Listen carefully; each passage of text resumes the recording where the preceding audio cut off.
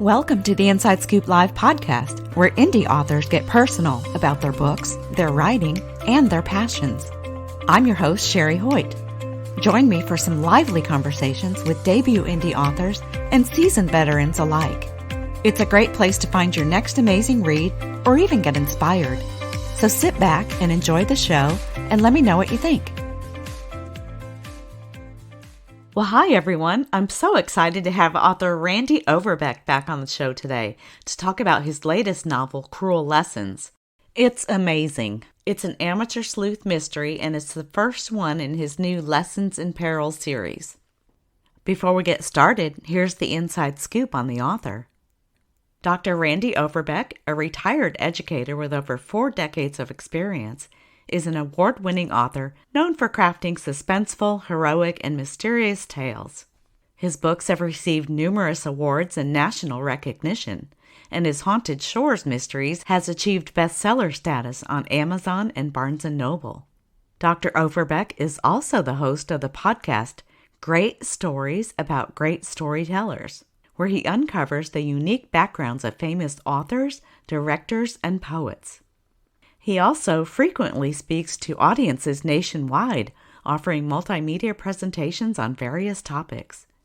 You can learn more about Randy Overbeck and his work at authorrandyoverbeck.com. Well, hi, Randy. Welcome back to Inside Scoop Live. I'm delighted to return. Sherry, it's great to be here. Yeah. I'm excited to talk about your new book, Cruel Lessons. So before I kind of jump in, why don't you tell us a little bit of what it's all about first? Well, Cruel Lessons is the first book in a new series that I've created called Lessons in Peril. And Cruel Lessons is the story about a rogue hallucinogenic drug that some middle school kids get their hands on, steal a car, do joyriding, and get killed. And then the story is actually efforts by the school people, a assistant superintendent and a teacher, who works with the cops to try to figure out who's pumping these drugs into the middle school before more kids die. Mm-hmm. It's set in the 1990s for a very specific reason, and the whole story is about all what takes place within a school district, a small rural school district in the Midwest. And I am really excited with the early reviews that have come in on the book. I'm excited to see what happens. Well, I absolutely love this story. And listeners, it's available now everywhere. The official release date was October 11th, so you really just need to go grab this book. Now, Randy, Cruel Lessons is a departure from your Haunted Shores mystery series. What inspired you to venture away from cold case murder mysteries? Well, let me explain a little bit about where I am on Haunted Shores, and then I'll jump to this new initiative. So the Haunted Shore Mysteries, there are 3 of them. They're cold case murder mystery wrapped in a ghost story, served with a side of romance. And I've gotten really good response on them. So good, there is a 4th book in the process, but probably not due out until 25. Uh-huh. But this particular book, that is the start of this new series with new heroes and new protagonists. Believe it or not, Sherry, this is actually the first story I've ever written. Oh. So the skeleton of this story, the basic essence of this story was sketched out 30 years ago. Oh, my goodness. It's one of those novels that have been sitting in the drawer waiting for me to mature as a writer so that I could do justice to the basic story. Now, of course, the final product is way different than what little old me sketched out on notepads, on legal pads back in those days. But the essence of the story, the central characters, the central theme of student drug abuse, all of those pieces were in the original imagination that I came up with all those years ago. So this is a story that's very close to my heart. And I like the fact that all of the characters in here, good guys and bad guys, are all school people. That's something I've never done before. So everything kind of takes place within the realm of school. Yeah. So what made you dig it up now? I thought that my skill level was at the point where I thought I was ready to tell the story in a manner that it deserved. If you probably noticed, it is a major departure in several different ways from the Haunted Shore Mysteries. One of the biggest things is there are 7 different POVs in this novel, which is a very difficult task to pull off and make it somewhat believable. So it took a long time to try to work that through. I think, I'm waiting to see what my readers tell me, but I think the way I've textured it works. I think that it makes the story deeper because you're able to see what's going on from different perspectives, from the perspective of the janitor, of another teacher, of the administrator. And so I'm hoping that makes the story a little richer. Yeah. Yeah, I noticed there were several point of views. I like that approach. I like getting inside people's heads. Now, you took me right back to the era, which I have a lot of fond memories of. It was very authentically created, right down to the cultural and stylistic details. Was there something about that era that just really resonated with you as you were writing? Yes. First of all of the aspects of the story are very deliberately chosen. And as you know, Sherry, having read my other books, all of my books are thoroughly researched, as was this one too, to make sure that I can get the retelling as authentic as I possibly could. I'm trying to tell a moral tale, I guess, about the danger of kids abusing drugs, but I wanted to do it in a way that I'm not talking about today, but serves as a metaphor for today. Mm-hmm. The 90s happened to be a really critical point because at this point, in schools, those of us who were trying to handle this, had some very ineffective anti-drug programs. The Just Say No and the DARE program, we now know, looking back from a research perspective, they really didn't have that much effect on curtailing kid drug abuse. Right. But we know that at the time, of course, so I wanted to use that in the context of that 90s to do that. Even my choice of setting, I departed drastically. In the Haunted Shore Mysteries, I deliberately pick a famous, or maybe sometimes not so famous, resort place that people could go to and relate to. Mm-hmm. This story is so horrific in terms of what it might say about a small town that I didn't want to label any small town with this name. And I wanted it anonymous so people could actually take their town and go, gosh, that could happen here. Yeah, absolutely. That's my thought process of how I put the setting together, both time-wise and place-wise. Yeah. Boy, I remember the DARE t-shirts and the DARE officers in the schools and the technology, our computers, mainframes took up entire rooms. Yeah. If you weren't back there, one of the reviewers wrote, you're going to have to kind of remember what the time is setting because it'll throw you off with the technology that's being used. So, which is true because it's not like what it was today. People didn't know how to use email. Everybody didn't know how to use email. Today, kids don't know what CDs are. That's true. That's exactly right. So was your research process different from your Haunted Shores Mysteries? Yeah, I mean, in the Haunted Shore Mysteries, I spent a lot of time on location or working with people on location because I wanted to get the feel of Cape May so that when people live there or visit, they go, oh, yeah, that's kind of what that place is like. Here, the research has more to do with, well, I'll give you a few examples. So I worked with drug users, believe it or not, reformed to make sure that the experiences that I portrayed in terms of the kids using the drugs is realistic, that actually would come fairly close to experiences that they had. Wow. I've never been in a jail. I had to work with I did research, and part of the research I did with this was I actually had an officer in a small town put me in a jail, handcuff me, lock the doors, all of that stuff. So I would be able to recreate what that feeling would be like for somebody who'd never been there. Oh my goodness. What was it like? Even though I knew that it was all for pretend, it was still pretty terrifying. Yeah. Terrifying. It was pretty daunting. I wasn't terrified, but I was worried, anxious. I wasn't terrified because I know that he was going to come in 10 minutes and let me back out. But right. Just thought of that. And if you recall, we won't give any secrets away here. Right. But there's a big part about what happens to a car on the mountain coming down the side of the mountain. I had to go to a mechanic to make sure all of those pieces were correct and the description worked as, so that's just kind of the example of some of the research that I went through to make sure that it came through as an authentic experience for the readers. Yeah. Wow. Wow. It's like you're a mystery sleuth. Yes, exactly. Yep. So we talked a little bit about the setting and I mean, everything was just right down to the T, but you also gave us many characters who are just incredibly layered and complex. So I just want to talk about a couple of them. And you mentioned Ken Parks, the assistant superintendent. What a great character. I mean, driven by this need to atone for past mistakes and then balancing a career that affects his relationship with his wife. Talk about how you constructed this layering, I guess, in his character. I mean, was there a deeper meaning? Like, were you portraying different messages through him? Like, I don't know, maybe how professional and personal lives intersect or, things like that.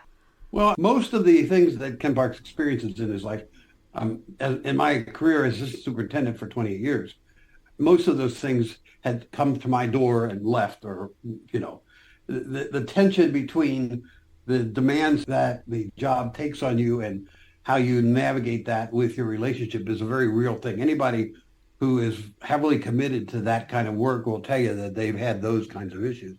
So I wanted to make sure I portrayed that.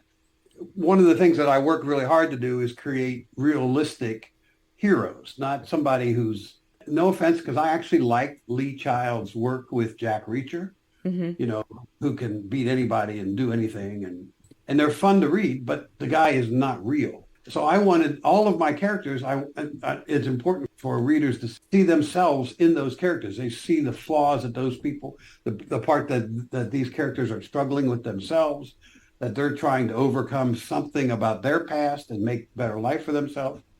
All of these characters are based on people that I knew. Now, I don't mean that in like I took this one guy and he's him. Mm-hmm. Most of the characters are composites of people that I actually knew.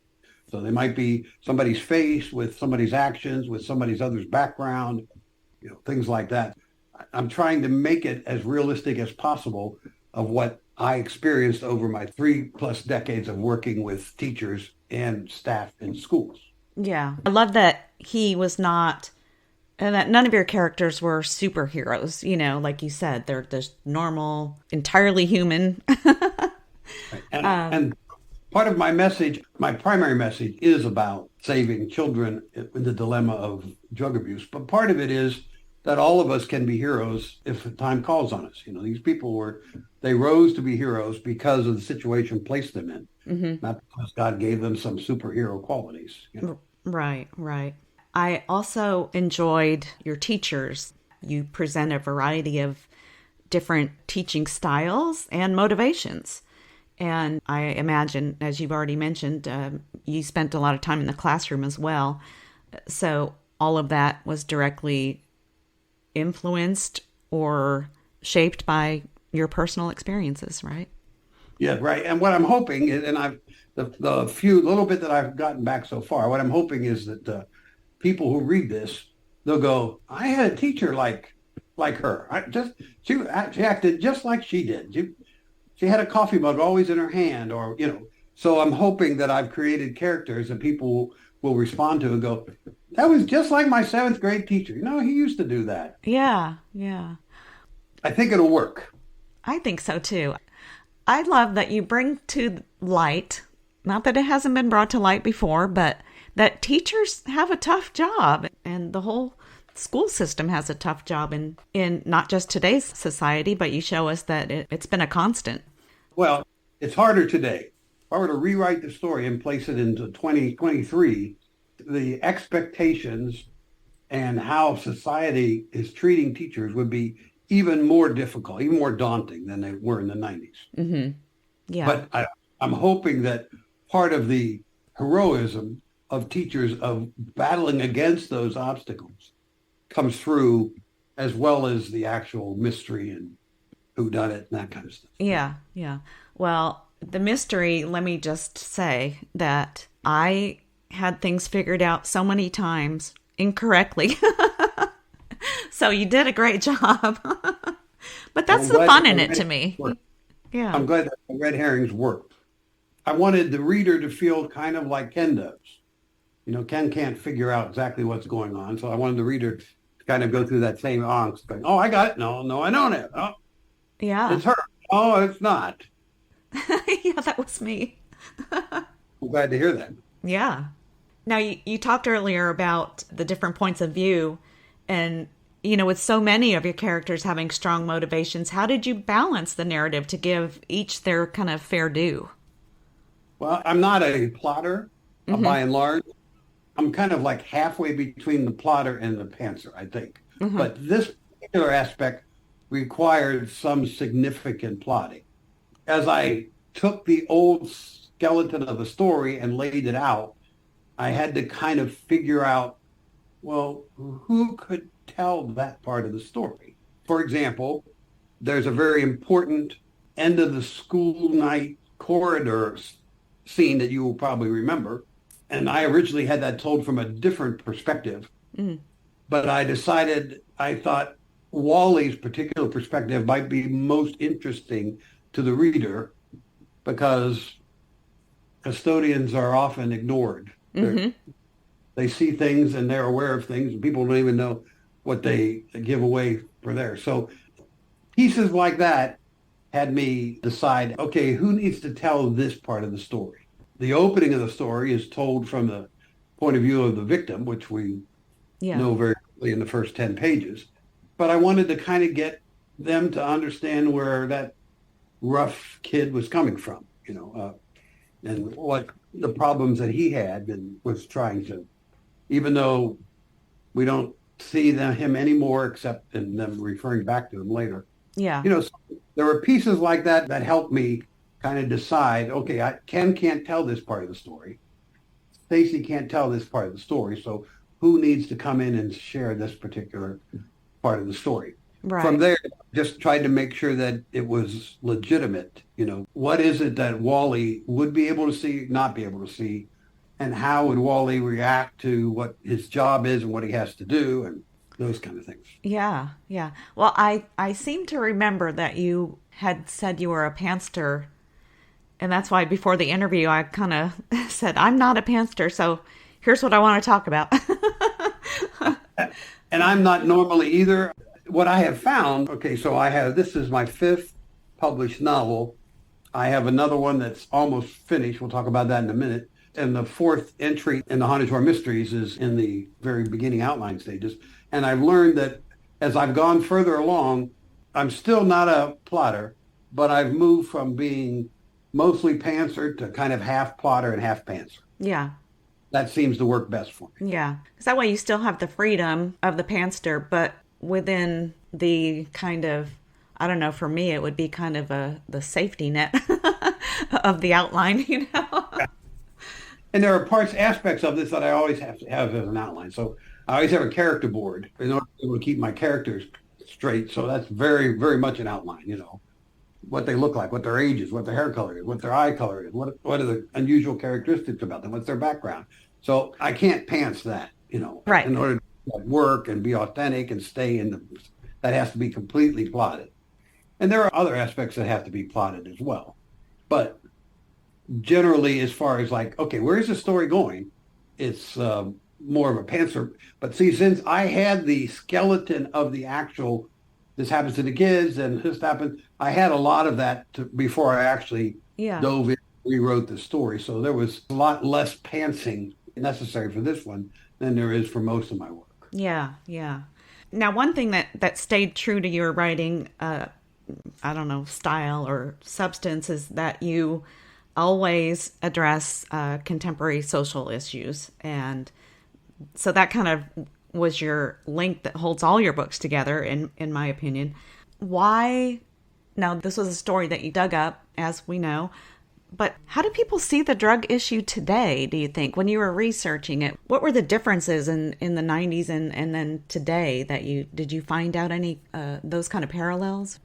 Well, I think today it's far more nuanced, I guess. The difference, I think, between today and back in the 90s, the students in the 90s who got engaged in drug abuse generally got that way through some nefarious avenue. Mm-hmm.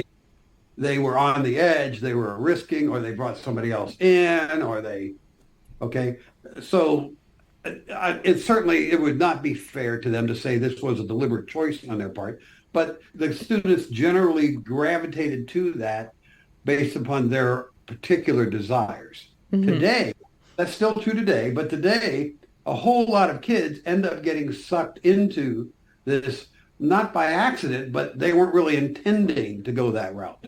They end up with one dose of fentanyl and they can be hooked for life. So, I mean, there's a whole lot of things that are far worse today than there was at that time.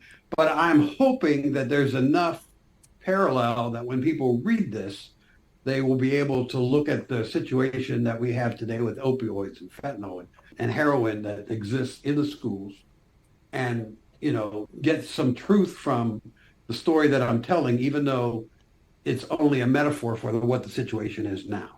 Yeah, yeah. Now, I don't know if you want to talk about the type of drug that was used because I'd never heard of that before. There's no such thing. So that one of the things that I did was I wanted to invent a drug because I didn't want to talk about heroin. Okay. I didn't talk about LSD. I didn't want to talk about, well, opioids didn't come till much later anyway. Right. But I wanted something that I had invented, that would in fact mimic some of the other characteristics of drugs that were around at the time. So in the story, readers learn very quickly in the first couple of pages that these kids have gotten their hands on a rogue hallucinogenic drug that is induced into the system by a tattoo, a paper tattoo, not a go to tattoo parlor and get it. And it has impact on their systems that's similar to LSD, but it's faster and it's more notorious than LSD trips. And I used, as I mentioned earlier, some people that I knew that had used LSD and some other drugs to be able to make sure that I wasn't going over the top or wasn't unrealistic or any of those things. And I purposely chose a drug that doesn't exist as part of that metaphorical purpose. Mm-hmm. Okay.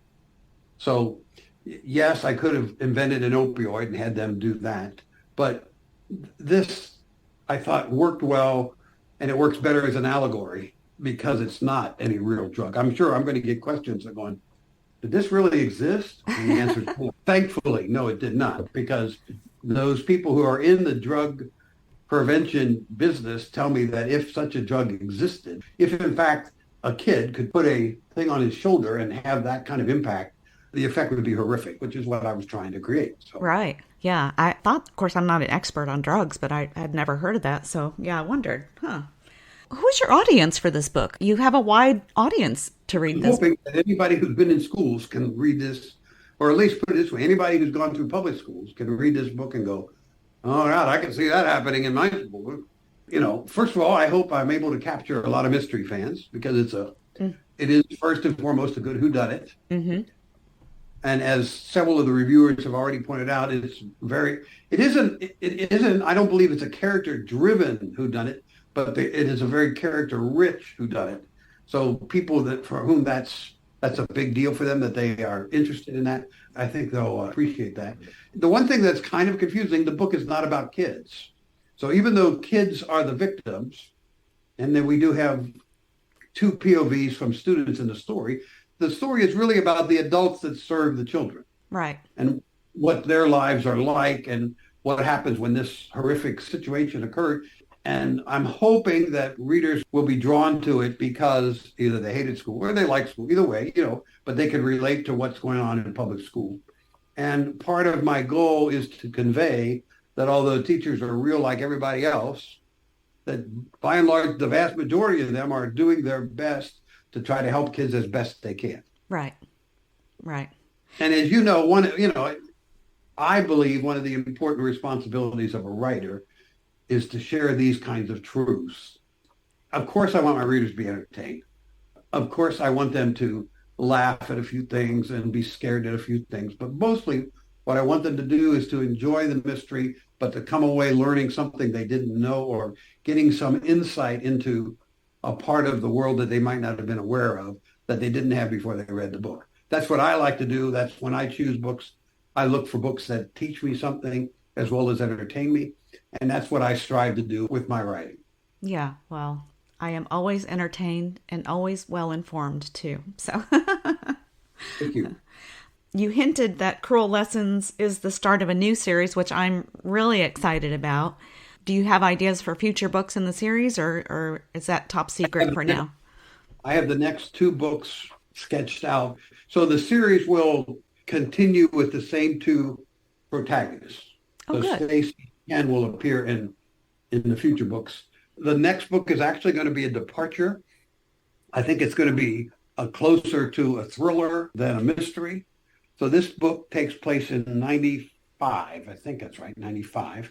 So the next book will stay within that time frame or close to it. And the next book will be about school shootings, about a school shooting. So I've got a lot of research on that. And the first school shooting, the first major school shooting was in 1999. So it's going to be very timely in terms of, and of course, it won't be about Columbine. It won't be about that school shooting. Right. But it will touch on some of those same issues and probably, although it's only in the very early stages, it's going to talk about issues about firearms and people allowing guns in their homes and that kind of stuff. Yeah. And Wow. also, the third one is planned, and that one is actually going to deal with teachers' efforts to work with and teach illegal immigrants that come into their school district and the push-pull between the authorities and trying to serve children who are sitting at their desks. So that's not as well developed yet, but that's in the plans as well. So we'll see. I don't know exactly where I'm going to go with that, but I know what the topic is, and I know who are going to star in that show as well. Okay. Wow. Well, I'm excited. Figure it out fast. Now, so what's up with your Haunted Shores mysteries? You mentioned 2025 for the next one? Yes, 2025 for the next one. I've already researched. I'm actually in the process of researching. So oftentimes, with the exception of the first one, the start of the next installment starts with identifying a location, another resort place that I want to set the Haunted Shore mystery in. And I've done that. If you are a faithful Haunted Shore mystery readers, that you may remember that Daryl is a Midwesterner, is actually from the Michigan area. So I'm bringing him back home, and we're going to meet some of his family, and he's going to end up with another ghost that's going to be dealing with another major issue, and that's the murder and abduction of Native American women. Oh, wow. So, and there will be Daryl and Aaron will also have a son in this. Oh, okay. Yeah. Oh, I just remembered how the last one ended. Yes, there'll be several interesting, additions to the story, in addition to it being another mystery and another beautiful location stuff. I'm looking at a place called Saugatuck. I think I might be setting it there, which is on the western edge of Michigan. Oh. If you're from Chicago, lots of people know this place, but other people around the country don't. Mm-hmm. It's another interesting small town river resort location. But the reason it's 2025 and not 2024 is because I have another book that I will finish next month. That's complete departure from all of these. It's historical suspense set in the Revolutionary War period. Oh, wow. It's a story about the Culper Ring. I don't know if you're familiar with the Culper Ring, Stacy. Culper Ring was the very small organization of spies that Washington put together in order to help win the Revolutionary War. And historically, we now know that there were 6 men that we've identified who were in the ring. The last one wasn't identified until 1923. And there is one woman who's never been positively identified. There's been a couple of guesses. So I have created an imaginary character, a fictional character, to step into that role as the single woman involved in the Culper Ring. In the story, readers will meet George Washington and Alexander Hamilton and Nathan Hale and Robert Townsend and British generals and stuff. It's been a very real challenge because the research quota is huge, but I've really, really enjoyed it. It's been a great deal of fun to write. Yeah, it's very interesting. I heard about the Culper Ring through maybe a mini series. Yes, there was a series on one of the cable stations called Turn. That's it. Which was a fictional version of the Culper Ring. Yeah. They took great fictional liberties, and I take a few fictional liberties too. But I've tried to stay very close to the historical record whenever I could. Readers will get to be in on the attempted assassination of George Washington. They'll witness a couple of actual hangings that occur. So I don't know, but in 1776, there's a huge fire in New York City. Destroys 1/3 of the entire city. Mm. That's a big part of the story as Wow. well. So Yeah. I think it'll be fun. Obviously a different audience. It's not a history thing involved. It's Yeah. a suspense thing. But I love historical fiction as well as mysteries. Mm-hmm. So I thought I'd try my hand at that as well. Well, because you weren't busy enough, right? Yeah. Yeah. I was working with my personal trainer and telling her what my schedule was like. She said, "No, you are not retired." Probably not. Probably not. Yeah. It's your retirement job. Yeah. Or career. The way I am, I like to have stories that I'm ready to tell by the time I'm able to sit down at the computer and start pecking away. And that's kind of where I am. So Yeah. Yeah. Yeah. that's what I like. Now, I wanted to get an update on your podcast. You have a show called Great Stories and Great Storytellers. How are things over there? It's going really well. I've been really pleased. The numbers have been jumping in the last 2 or 3 episodes. So I do one podcast a month, and each podcast features a great storyteller, either an author, a poet, or a director. I feature both classic authors like Mark Twain and current authors like Dan Brown of the Da Vinci Code. And I featured directors, so we've already had Walt Disney as one of the characters. And this next month coming up, I'm actually going to do, I thought this was appropriate for October, I'm going to do Alfred Hitchcock Oh, yes. about his storytelling ability. And in each episode, if listeners have not checked this out, in each episode, they hear about an author that they're familiar with, like J.K. Rowling. But they will learn in the 10 or 12 minutes of the interesting part of their life that they've never heard of before.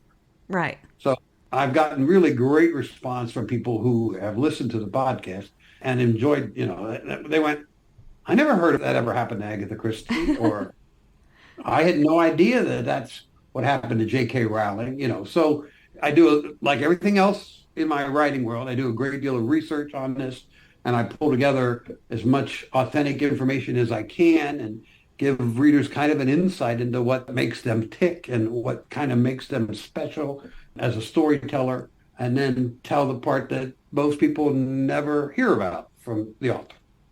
Yeah, yeah. Well, I love it, and I thought it was a great idea. I remember when you were first talking with me about it, and so I'm happy for you. I'm glad that it's a success. And listeners, I'll put the information about that podcast in the show notes of this one, so you can give that a listen as well as pick up Randy's book well, you can pick it up now. Yeah. And I appreciate you sponsoring one of the episodes of that, Sherry. I really do, because that's part of what makes this podcast grow, is the partnering that I'm doing with individuals, groups, libraries. It's a mixed bag, but each episode has a partner that helps me spread the word about the podcast. And hopefully that keeps building my listenership. Absolutely. Yeah.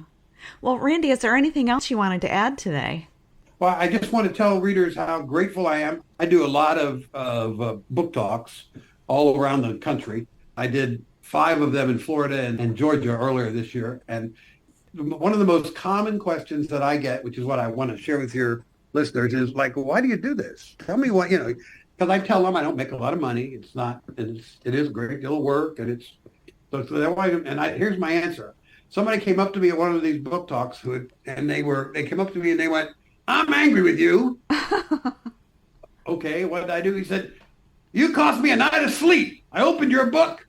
I was going to read a chapter. I couldn't stop. I read the whole thing." Success. That's why I do what I do. Exactly. Yeah, I love that. That's a fantastic story.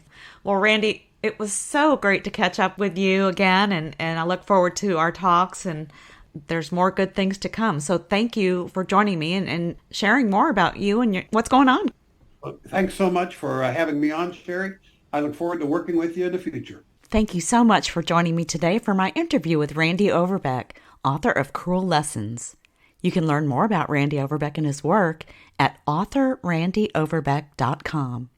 And be sure and check out our other interviews at InsideScoopLive.com.